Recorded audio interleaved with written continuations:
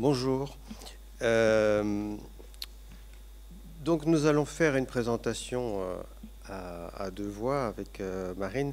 Il en a déjà été question ce matin longuement, à diverses reprises, le transfert des archives des musées nationaux, qui était un énorme chantier, a permis de réunir des fonds issus de mêmes producteurs, je pense notamment à la DMF ou à la RMN, qui étaient jusqu'ici séparés, ou alors de réunir des fonds totalement distincts, mais qui sont complémentaires dans leur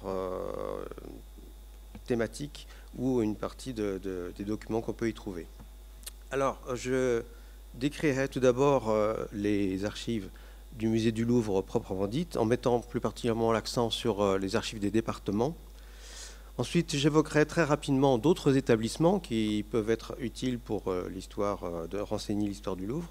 Et enfin, je parlerai de la direction des musées nationaux et direction des musées de France.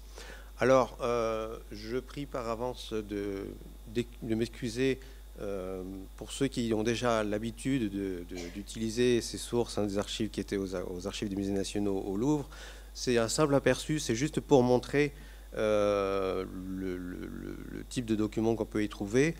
Et je ferai éventuellement quelques liens avec d'autres sources pour montrer justement la complémentarité.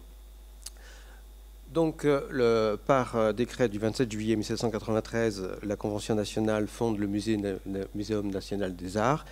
Et en fait, les départements, les différents départements tels qu'on les connaît aujourd'hui, en fait, ont été créés très progressivement. Le premier, en 1793, le département des peintures, qui en fait réunissait aussi d'autres techniques, notamment les arts graphiques, jusqu'au département des arts islamiques en 2004. Les archives des départements du Louvre, tels qu'ils étaient conservés, qu'ils ont été classés puis conservés au service des archives des musées nationaux, sont généralement organisés de la même manière, ce qui fait qu'on retrouve à peu près toujours le même plan de classement, l'organisation, l'historique, l'administration générale, la sécurité, les commandes et acquisitions, les dons et legs, les prêts aux expositions, les dépôts, les vols, les pertes, les restaurations et réparations, les autorisations de reproduction, etc. Enfin, je ne décline pas toutes les possibilités. Tout ceci est accessible sur les inventaires en ligne. Marine Zellwert le rappellera tout à l'heure. Alors, pour donner juste quelques exemples de l'usage qu'on peut faire de cette énorme documentation archivistique, bien sûr, en premier lieu, on a toute une documentation passionnante concernant les acquisitions.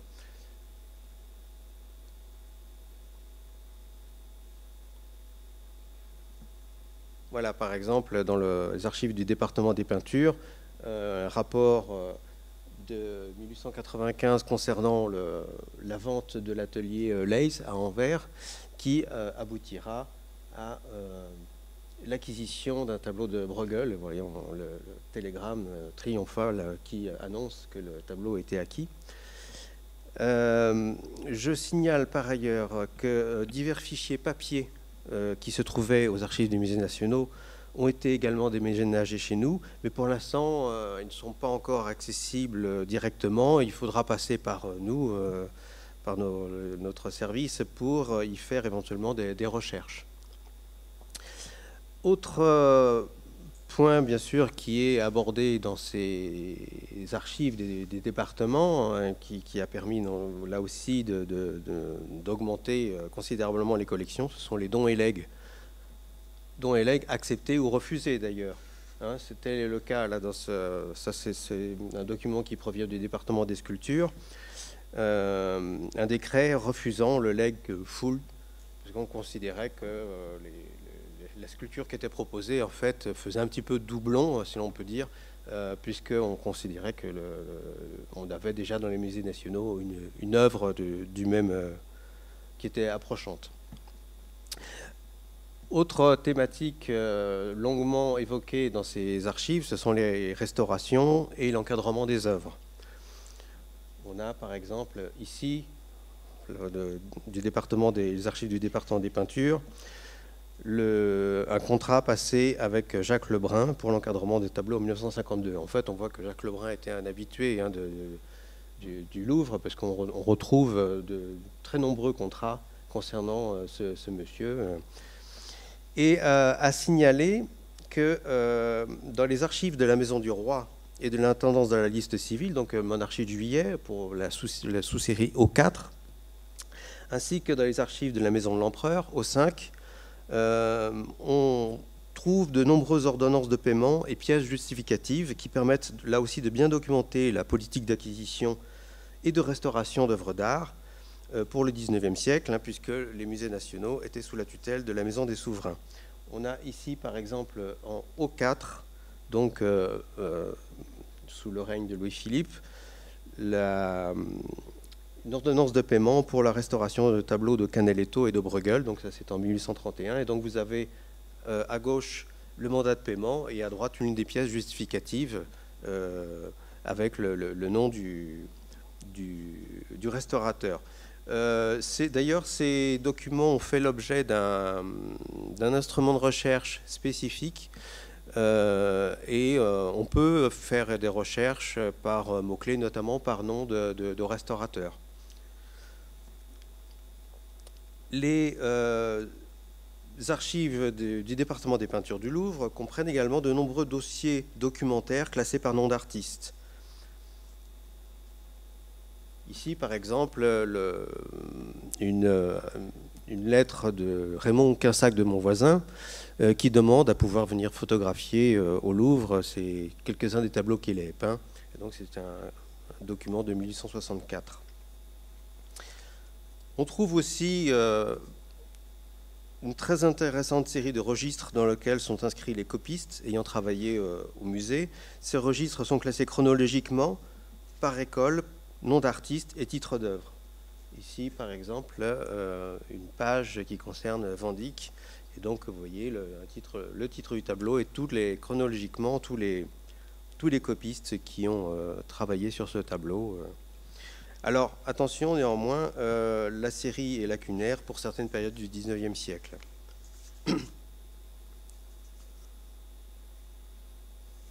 Dans ces mêmes archives de département, on rencontre aussi de nombreux documents utiles pour l'histoire de l'aménagement des salles. Ici, des exemples qui proviennent du département égyptien. Un projet de réaménagement de la salle des colonnes en 1864, et puis le cartable d'invitation pour l'inauguration de la fameuse salle du Mastaba en 1905. Et ces archives aussi nous renseignent sur des aspects beaucoup moins connus de l'histoire du Louvre, à commencer avec le musée naval.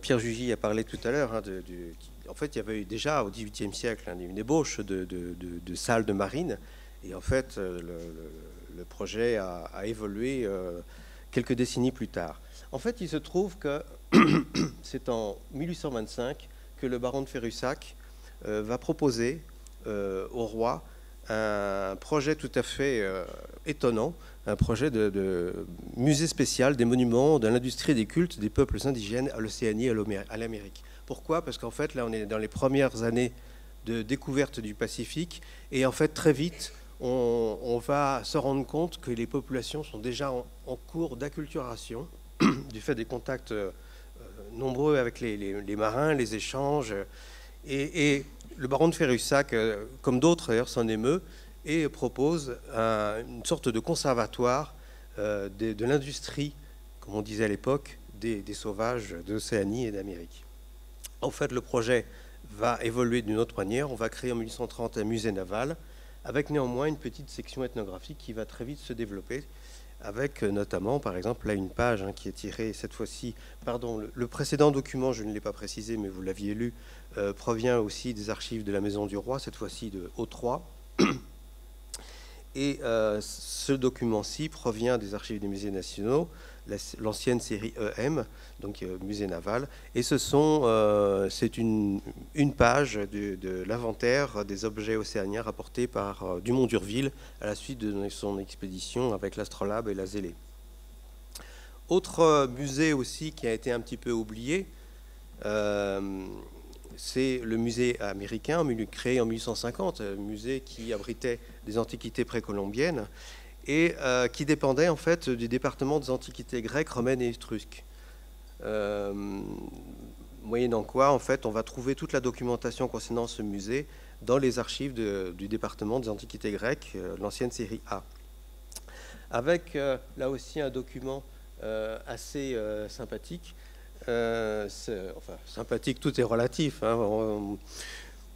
C'est un carnet proposé par, enfin, écrit et dessiné par le voyageur, l'artiste voyageur Auguste Pingret, qui avait fait un séjour de quelques années au Mexique, et qui, à son retour, propose une collection d'antiquités précolombiennes au musée américain.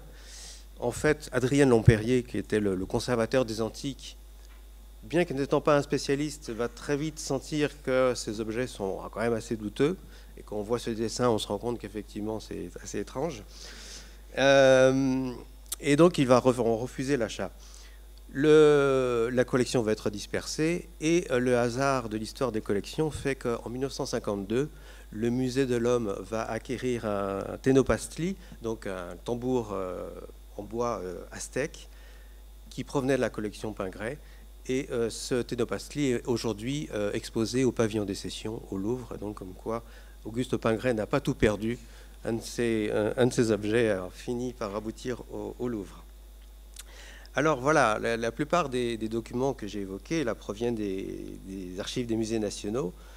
Néanmoins, il faut signaler que dès 2007, le département des arts graphiques du Louvre avait versé directement aux archives nationales, fait 2 versements. Je suppose, je ne connais pas très bien l'histoire, mais je suppose que c'est à la suite d'un déménagement du département que le département a souhaité faire de la place et a versé une partie de ses archives directement aux archives nationales.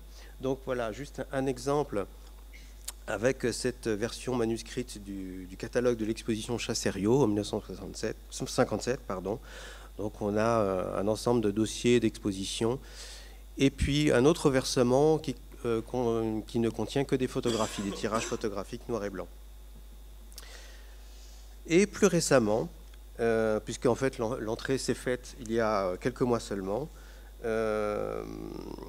signalons le versement des papiers personnels de Christiane Desroches-Noblecourt qui permettent de documenter ses activités en tant que conservatrice puis directrice du département égyptien, ainsi que ses activités d'égyptologue. Ici, deux exemples, hein, une photographie représentant des travaux de fouilles dans la vallée des Rennes, une photographie montrant les travaux de télédétection des structures architecturales et puis au-dessus un croquis d'un bâtiment donc dans la vallée des Rennes. Alors, passons à la deuxième partie, très rapide. D'autres établissements permettent aussi de documenter l'histoire du Louvre.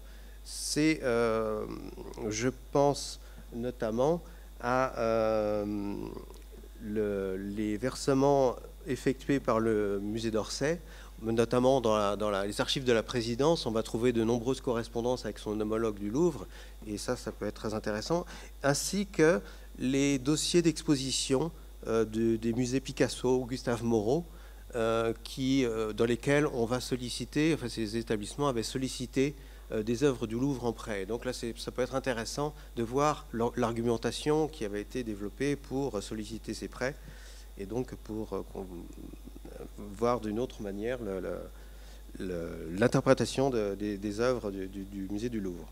Voilà, je passe ensuite à un autre établissement, l'école du Louvre, donc créé le 24 janvier 1882, et sur le texte de ce décret,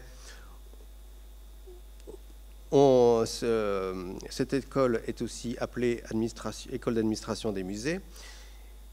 Le directeur des musées nationaux, vous le savez, était donc aussi le directeur de l'école.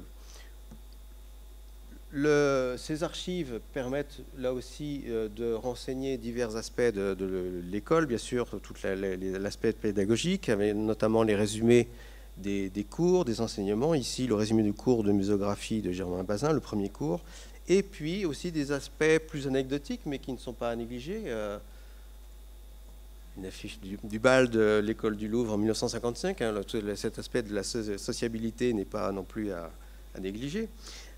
Ensuite, passons à un autre établissement très important pour l'histoire, notamment des expositions. C'est la Réunion des musées nationaux, organisme créé en 1995 afin de centraliser la gestion commerciale et financière des musées nationaux. Plus tard, la RMN sera aussi en charge de la billetterie, des publications et de l'organisation des grandes expositions. Et il faut savoir qu'à partir des années 90, la RMN a versé directement aux Archives nationales ces archives. Ici, vous avez un exemple, avec demande de prolongation d'exposition sur le projet du Grand Louvre à l'Orangerie, donc en 1984. Passons très rapidement à la direction des musées nationaux, direction des musées de France.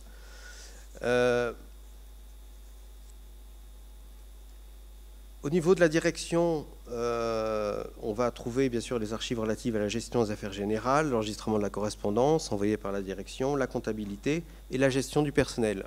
Les dossiers de personnel sont bien sûr très intéressants pour voir de quelle manière se sont positionnés les acteurs du Louvre, mais aussi parfois ils permettent de documenter de manière... On y trouve des éléments tout à fait inattendus, comme ici dans le dossier de René Huyghe, une série de photographies. Ici, c'est une photo très célèbre d'un ouvrier qui déjeune dans une des salles du Louvre, vraisemblablement une photo prise en 1945. Et en fait, on trouve dans son dossier toute une série de photographies, non seulement liées à ses activités au Louvre, mais aussi une série de photographies d'autres musées européens. Voilà, c'est quelque chose qui est aussi à ne pas négliger dans ces dossiers. Alors on trouvera aussi bien sûr de nombreux documents concernant la gestion des collections, les demandes d'autorisation de sortie du territoire des œuvres d'art, soit pour être exposées ou vendues, des procès-verbaux des instances collégiales, le conservatoire ou puis le comité des conservateurs, le comité consultatif des musées nationaux, le conseil de la Réunion des musées nationaux. Vous savez que ce sont ces instances qui notamment validaient ou pas les demandes d'acquisition d'œuvres ou qui délibéraient sur d'autres affaires relatives au musée. Ici, un exemple avec le comité consultatif des musées nationaux en 1928. Réglementairement, les musées nationaux doivent déposer une copie de leurs inventaires auprès de leur direction. Donc, on conserve un ensemble considérable de ces registres d'inventaire. Ici, l'inventaire des magasins de peinture du Louvre pour 1840, la période 1840-1856. Et ces registres peuvent être utilement complétés par d'autres registres du même ordre conservés dans les archives de la Maison du Roi et dans celles de la Chambre des Pairs. En effet, la loi du 8 novembre 1814 avait fixé la dotation de la liste civile du roi. Les biens de la couronne étaient régis par le ministre de la Maison du Roi et étaient soumis à l'inventaire. On voit donc ici le directeur des musées royaux présenter le 25 mai 1824 devant la Chambre des Pairs cet inventaire des tableaux appartenant à la couronne. Voilà, donc là c'est dans la série CC. Et on trouvera aussi dans les archives de la Maison du Roi, ici O4, l'inventaire de la galerie espagnole du Louvre en 1838. On trouve bien d'autres inventaires dans cette sous-série.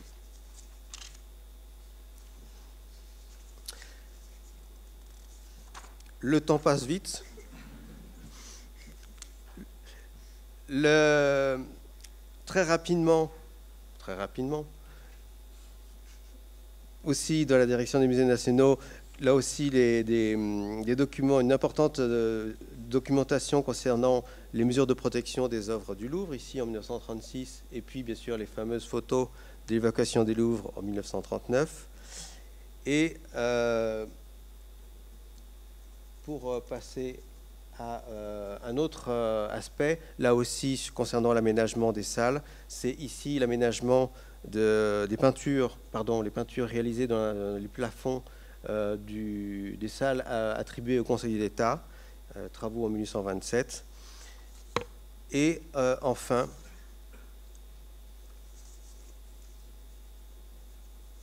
un décret rattachant l'orangerie au Louvre en 1930. Pardon. Je passe sur les salons. Cette documentation, toutes ces archives sont maintenant accessibles en ligne, puisqu'elles avaient été déjà numérisées du temps des archives des musées nationaux.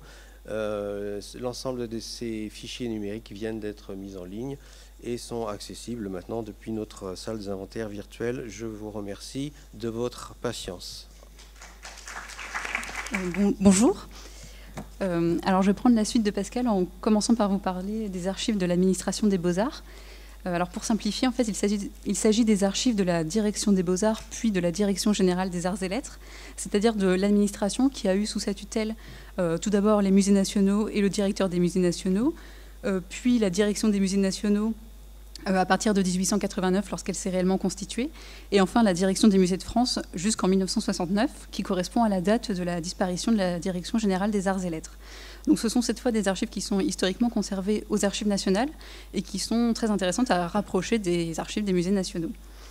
Alors l'histoire administrative de cette administration des Beaux-Arts est extrêmement complexe, avec notamment de nombreux changements de tutelle au XIXe siècle et au XXe siècle. Donc elle est passée du ministère de l'Intérieur à la Maison de l'Empereur, ensuite elle est retournée au ministère de l'Intérieur, puis au ministère du Commerce et des Travaux publics, au ministère de l'Intérieur, à la Maison de l'Empereur, au ministère de l'Instruction publique, tout ça pour finir au ministère des Affaires culturelles avec sa création en 1959. Donc pour synthétiser, on a eu, depuis le début du XIXe siècle et jusqu'en 1940, divers bureaux qui n'ont pas cessé d'évoluer. Donc un bureau des Beaux-Arts, un bureau des sciences, belles-lettres, beaux-arts et journaux, un bureau des travaux d'art, musées et expositions. Donc tous ces bureaux qui se sont succédés avaient sous leur tutelle les musées nationaux, qui étaient des services extérieurs de ces bureaux. Puis pour la période 1940-1944, on avait un secrétariat général des Beaux-Arts qui exerçait la tutelle sur la direction des musées nationaux. Ensuite, de 1944 à 1969, est apparue la Direction générale des Arts et Lettres, qui exerçait sa tutelle sur l'ADMF.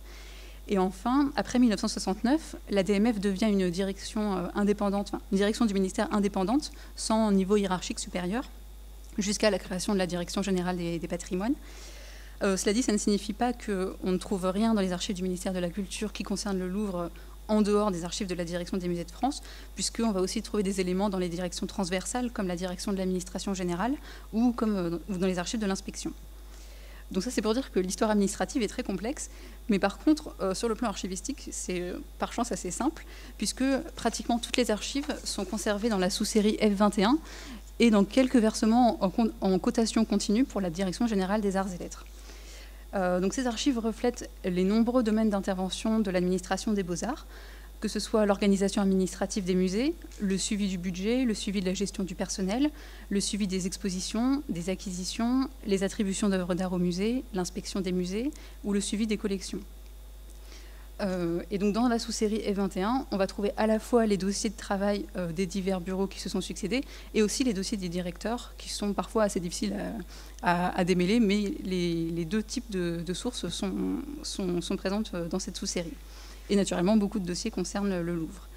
Alors, j'ai choisi quelques exemples pour vous montrer la diversité des documents, sachant que c'est loin d'être exhaustif et ce n'est pas forcément très représentatif non plus, mais c'est juste pour vous montrer le type de domaine qu'on peut traiter à partir de ces archives. Donc, tout d'abord, dans la sous-série F21, on va trouver beaucoup d'éléments sur l'organisation administrative du musée. Donc ici, vous voyez le décret, enfin un exemplaire, une copie d'un décret qui organise le Louvre en 7 départements au lieu de 6, le 23 juin 1893. Vous allez trouver aussi beaucoup de documents sur la gestion budgétaire du musée, avec ici une demande de crédit pour organiser un service de surveillance au Louvre en 1908. Donc il s'agit d'une note qui est adressée au directeur de la comptabilité.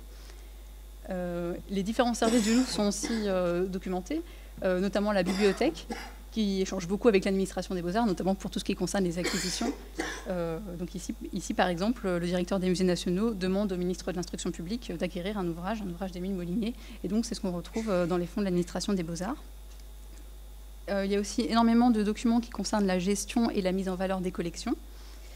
Donc dans cet article qui est conservé sous la cote F21 4474 par exemple, on trouve tout un petit dossier qui concerne un projet de création d'une galerie des estampes au Louvre en 1911.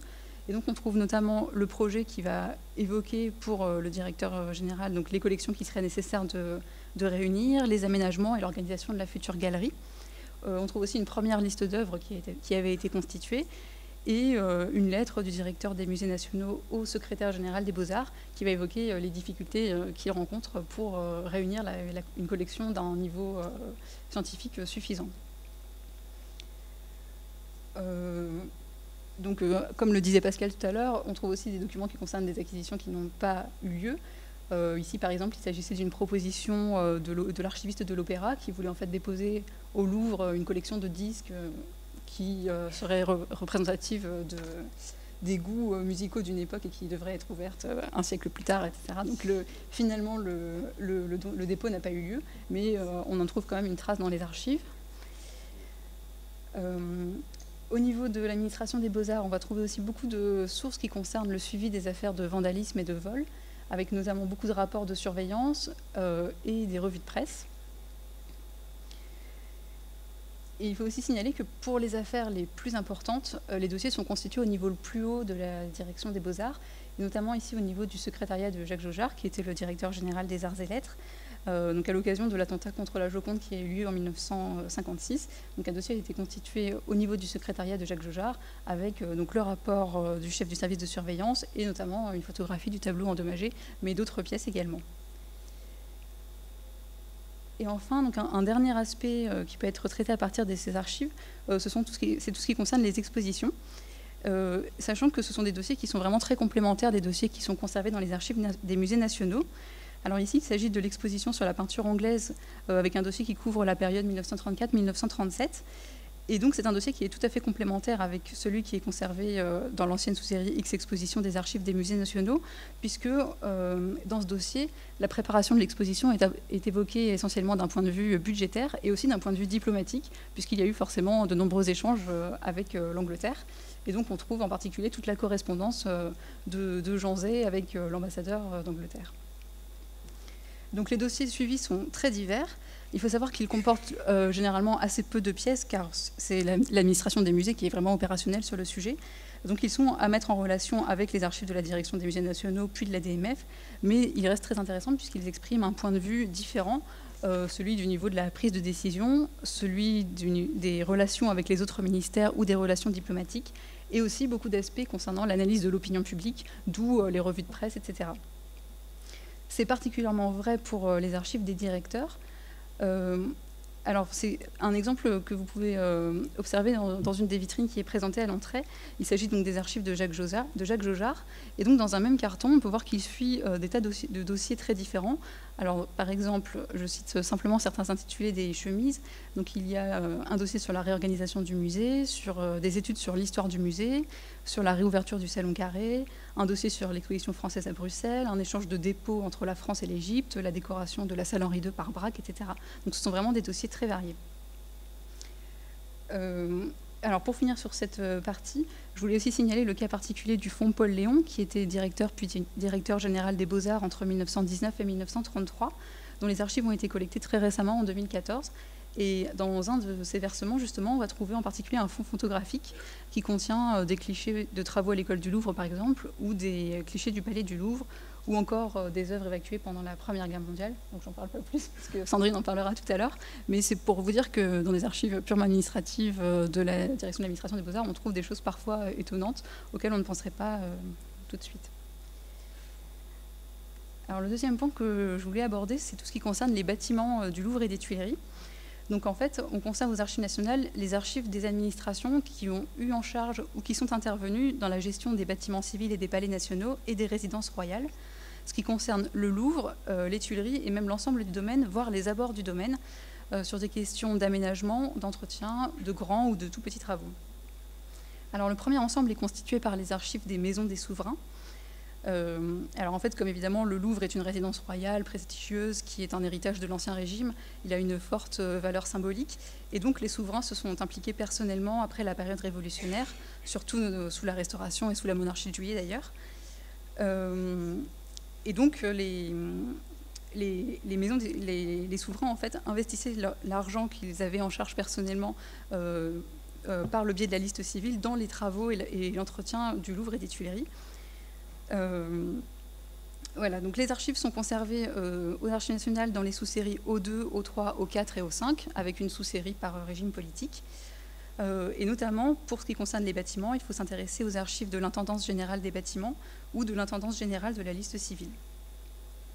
Sans oublier aussi les archives des grands officiers, qui peuvent permettre d'aborder le Louvre comme un lieu de cérémonie, et donc sous l'angle du protocole, etc. Alors, en ce qui concerne les bâtiments, les dossiers concernent les réparations. Alors, vraiment, dans tous les domaines possibles, la couverture, la charpente, la maçonnerie, la menuiserie, la plomberie, etc. Cela concerne aussi la décoration, marbrerie, miroiterie, sculpture, dorure, vitrerie. Le petit entretien, c'est la Maison du Roi qui est chargée de l'entretien des horloges ou de l'entretien des grilles, par exemple, mais aussi les appointements du personnel, et en particulier les dessinateurs et les architectes. Alors, les typologies de documents qu'on conserve sont assez bien définies. Il y a essentiellement de la correspondance, donc par exemple entre l'intendant des bâtiments et l'intendant général, beaucoup de projets de budget, de propositions de paiement, et puis les pièces justificatives pour le paiement des ouvriers, donc les états de travaux, les mémoires, les mandats de paiement, et aussi, oui, j'ai oublié de le mentionner, une importante correspondance avec l'architecte du Louvre, et en particulier Fontaine, qui était l'architecte des bâtiments de Paris, qui était actif entre 1801 et 1848, et on a beaucoup de correspondance avec lui. Alors, quelques exemples très rapides. Donc, ici, donc, par exemple, une lettre de Fontaine à l'intendant général de la Maison de l'Empereur. On a un mémoire des travaux de marbrerie au Louvre. Pour la sous-série O4, donc un mandat de paiement pour des travaux de dorure dans les salles du musée égyptien et un acompte pour l'établissement de cloisons pour une exposition de tableaux en 1831. Alors, le deuxième ensemble, ce sont les archives de l'administration des bâtiments civils et palais nationaux. Donc là encore, une administration très complexe qui a souvent changé de tutelle et qui a fini par disparaître en 1990 en étant remplacée par le Service national des travaux. Donc comme c'est un service qui a une histoire très complexe et qui en plus a une très grande longévité, contrairement à l'administration des beaux-arts, les archives sont extrêmement dispersées. Alors aux Archives nationales, on a plusieurs sous-séries. Donc, la sous-série F13 qui contient les archives des bâtiments civils et palais nationaux jusqu'en 1848.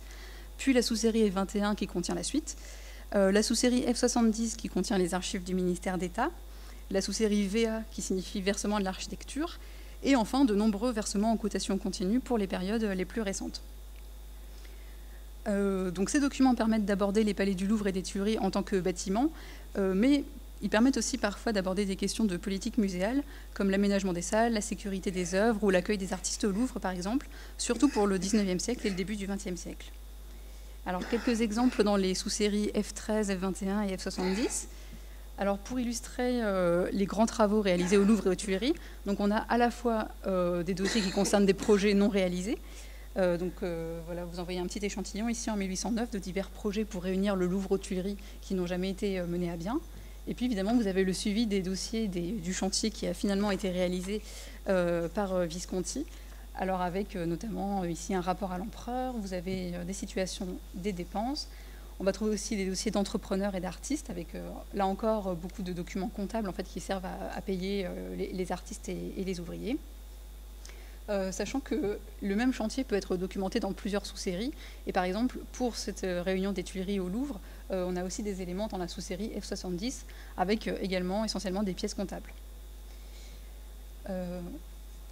Oui.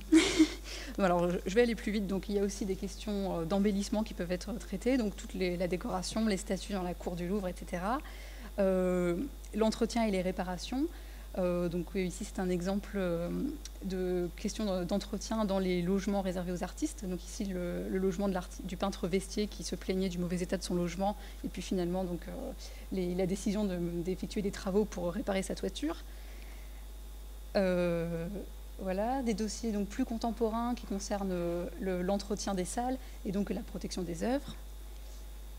Alors, quelques éléments de la sous-série VA pour vous montrer vraiment le type de documents très précieux au niveau de leur contenu, mais aussi pour une publication, par exemple, on trouve énormément de choses, donc des dessins, des plans, des croquis. Donc ici, une vue de l'intérieur du musée par Félix Duban à gauche, un projet d'agrandissement du musée de sculpture moderne par Edmond Guillaume, c'est ce que vous voyez en bas, et puis un plan d'ensemble qui date du Second Empire. Et c'est vraiment un échantillon très très limité de toute la richesse des documents qu'on trouve dans VA. Et puis alors, donc la suite est conservée dans des versements en cotation continue sur lesquels je ne vais pas revenir. avec là encore essentiellement des documents techniques, mais aussi d'autres types de sources, comme notamment des photographies parfois. Alors, je ne peux pas ne pas parler de l'Agence d'architecture du Louvre et des Tuileries, donc, qui a été créée en 1854 et qui est rattachée aux bâtiments civils et palais nationaux, sauf lorsque les palais nationaux ont été rattachés à la liste civile de l'empereur. Donc, ces archives sont conservées dans la sous-série 64 AJ. Donc, ces archives permettent d'aborder à la fois le fonctionnement de l'Agence d'architecture et les chantiers de travaux qui concernent l'ensemble du domaine du Louvre et des Tuileries. Alors, on a à la fois une partie administrative avec des dossiers qui contiennent de la correspondance, des rapports, des devis, des mémoires, etc. Une partie iconographique avec énormément de plans, de dessins, de croquis, d'élévations, et une partie photographique dont Sandrine parlera tout à l'heure. Voilà, vous voyez quelques exemples, un dessin de restauration d'escalier, un projet de vitrine pour la collection Rothschild, par exemple. Sachant qu'on a aussi plusieurs versements qui sont arrivés ensuite et qui contiennent les archives des architectes des bâtiments civils et palais nationaux entre 1962 et 2001, donc de Marc Salté à Guy Nicot.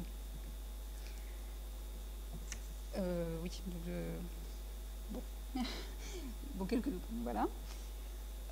Alors après, donc, pour les bâtiments, il y a aussi les archives de différents opérateurs, donc que ce soit l'établissement public du Grand Louvre, la mission interministérielle de coordination des grandes opérations d'architecture et d'urbanisme, l'établissement public de maîtrise d'ouvrage des travaux culturels, le service national des travaux et enfin l'OPIC. Donc tous ces services ont versé ou versent des archives aux archives nationales qui sont conservées donc, dans plusieurs versements en cotation continue. Alors, un autre type de source, ce sont les archives du cabinet du ministre de la Culture, où là encore on a de nombreux versements donc, depuis la création du ministère de la Culture en 1959. Donc, ces archives vont mettre en lumière, au niveau du ministre et de ses conseillers techniques, le suivi des activités de l'administration et beaucoup d'activités de collecte d'informations. Donc, elles contiennent beaucoup de notes, de rapports, etc., pour que le ministre se tienne au courant de l'activité de son administration. Elles vont aussi refléter les échanges entre les conseillers et leurs ministres, les échanges avec l'ADMF, avec d'autres partenaires du domaine de la culture, mais aussi à l'extérieur avec les ambassadeurs, les ministres. Alors, bon, évidemment, les types de dossiers traités sont très variés. Je ne vais pas les évoquer puisqu'on n'a pas beaucoup de temps. Je veux juste mentionner le cas particulier du cabinet de Jack Lang en raison du projet du Grand Louvre. Donc là, les versements sont particulièrement riches. Donc, il y a notamment les archives de Michel Collardel, qui était le conseiller technique pour les musées et les arts plastiques, donc dans lesquels on va trouver énormément de documentation sur l'opération Grand Louvre, avec des revues de presse nationales et internationales, des avant-projets, les budgets, le personnel, les travaux. On a aussi les archives de Christian Dupavillon, qui était le conseiller technique pour les grands projets, donc qui a suivi le choix des agences de programmation, le choix du projet de paie, les fouilles archéologiques, l'organisation de l'inauguration, par exemple. Et enfin, le cabinet d'Émile Biasini, qui était le secrétaire d'État chargé des grands travaux et qui, bien sûr, a aussi suivi de très près le projet du Grand Louvre. Donc attention, ces documents ne sont pas librement communicables. Il faut faire une demande de consultation par dérogation pour pouvoir y avoir accès. Alors, pour finir, donc, il ne faut pas oublier non plus les archives de la présidence de la République, puisque de nombreuses archives concernent le Louvre. Alors, ça peut être notamment des dossiers qui concernent le Louvre en tant que lieu de représentation, puisqu'évidemment, c'est une résidence importante.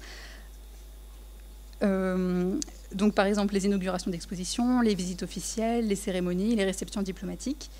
Le président de la République suit aussi la politique du musée. Donc, que ce soit l'aménagement du musée, les réserves, l'attribution des œuvres des collections aux résidences présidentielles, par exemple. Et puis, là encore, évidemment, les travaux du Grand Louvre sous la présidence de François Mitterrand sont un élément particulier à signaler, puisque François Mitterrand était très impliqué personnellement dans ce projet. Donc, ces archives sont particulièrement riches, et en particulier celles de ses chargés de mission pour la culture, des chargés de mission pour les grands projets, de son secrétariat général et de son secrétariat particulier. Donc un exemple qu'on a eu l'autorisation de montrer pour cette journée d'études, c'est celui d'une note de François Mitterrand à Éric Arnoux, donc Éric Orsena, dans laquelle il demande la création très rapide de l'établissement public du Grand Louvre. Et enfin, donc, pour terminer, quelques derniers petits mots sur les archives des assemblées parlementaires, puisque pour mémoire, les archives nationales conservent aussi les procès-verbaux des commissions et les dossiers de séance de l'Assemblée nationale pour la période de 1959 à 1997. Donc ça concerne la période du Grand Louvre. Alors cependant, une recherche a été effectuée par Roselyne Salmon, donc, qui est responsable du fonds au département de l'exécutif et du législatif. Et donc, elle m'a rapporté donc, que la recherche dans ces archives pour le Grand Louvre était assez décevante, puisque le projet était traité principalement d'un point de vue budgétaire et non pas d'un point de vue scientifique, disons. Il y a assez peu d'éléments, puisqu'en fait, ce sont plutôt l'Opéra, la Villette ou la BNF qui retiennent l'attention pendant cette période. Alors, en conclusion, quelques tout petits éléments pour expliquer quand même comment accéder à toutes ces sources, puisqu'il y a beaucoup de sous-séries et de versements en cotation continue, pas forcément évident à repérer aux Archives nationales. Donc, l'outil principal est en ligne, il s'agit de la salle des inventaires virtuelle, qui regroupe, dans laquelle sont publiés plus de 20 000 instruments de recherche, sachant que tout n'est pas publié, évidemment, donc il faut aussi quand même se rendre dans la salle des inventaires physique. C'est un outil qui est en perpétuelle évolution, car il y a tous les jours de nouveaux instruments de recherche publiés, et notamment, très récemment, ont été publiés 2 instruments de recherche concernant les sous-séries O4 et O5, au sujet des palais et des résidences du Second Empire, et des achats pour les musées entre 1840 et 1870. Donc le Louvre est bien évidemment compris dans cet instrument de recherche. Voilà, donc une autre clé d'entrée quand même que je voulais mentionner, c'est le référentiel des producteurs qui commence à être de plus en plus riche et qui permet notamment quand on travaille sur un opérateur de grands travaux de repérer les liens entre ces différents opérateurs, de repérer les différents versements qu'ils ont faits aux Archives nationales. Donc c'est un point de départ très pratique pour se repérer dans les fonds. Il y a également le plan d'orientation générale qui est une source primordial notamment pour toutes les sous-séries anciennes. Donc, par exemple, si vous vous intéressez à la sous-série 21 ou à la série O, en fait, la clé d'entrée, ça va vraiment être ce plan d'orientation générale qui va vous expliquer comment la sous-série a été constituée, ce qu'elle contient, et qui va vous donner les liens vers les instruments de recherche pour vous décrire le contenu des cartons. Et enfin, donc un petit point final sur les archives des musées nationaux. Donc, tous les instruments de recherche des archives des musées nationaux ont été convertis et mis en ligne dans la salle des inventaires virtuels, sans que leur contenu ne soit modifié. Il s'agit vraiment d'un changement uniquement de format pour le mettre aux normes de la salle des inventaires virtuels. Et pour information, Pascal a rédigé une fiche d'aide à la recherche, donc qui est accessible dans la partie conseil pour la recherche, donc qui donne notamment la concordance des cotes et qui sera bientôt remplacée par une fiche plus générale pour guider les chercheurs qui effectuent une recherche sur les musées. Donc ça sera encore un outil supplémentaire pour se retrouver dans les fonds. Merci, chère consoeur. Je donne tout de suite la place à Sandrine Bulat.